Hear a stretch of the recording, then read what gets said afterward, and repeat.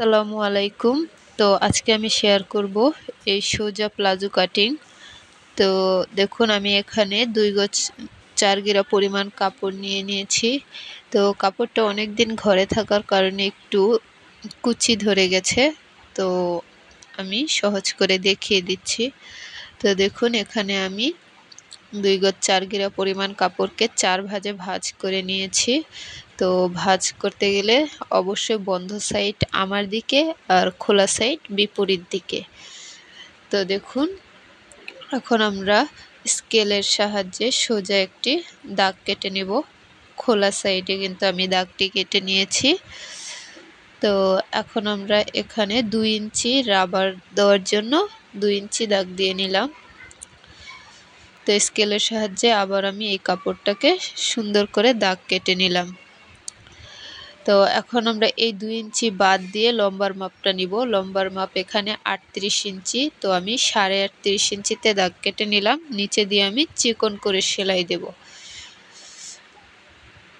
তো হায়ের এখানেও আমি অবশ্যই ওই 2 ইঞ্চি বাদ দিয়েই সেলাই দাগটি দিয়ে নিব।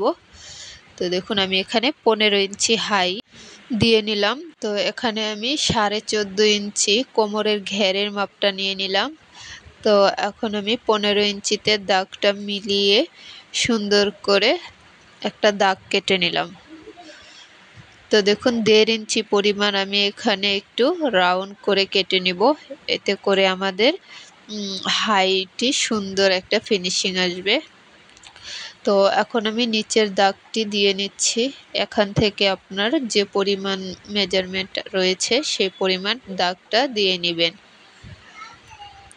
তো এখানে আমি 10 ইঞ্চি পায়ের মুহুরি রাখবো। তো 10 ইঞ্চি থেকে আর 1 ইঞ্চি এক্সট্রা নিয়ে আমি দাগটি হাইয়ে মিলিয়ে নিলাম। তো দেখুন আমার প্লাজোটি আর্ট করা শেষ। এখন আমরা এই মার্ক অনুযায়ী সুন্দর করে কাপড়টি কেটে নিব।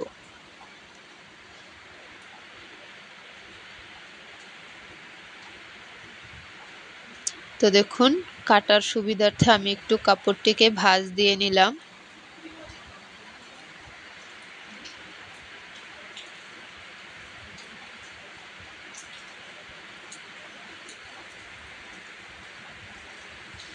তো আমি এখানে সেলাইয়ের ভিডিওটি দেখাবো না, কারণ আমরা সবাই সেলাইটা কম বেশি সবাই জানি, কিন্তু কাটিং করাই হচ্ছে মূল।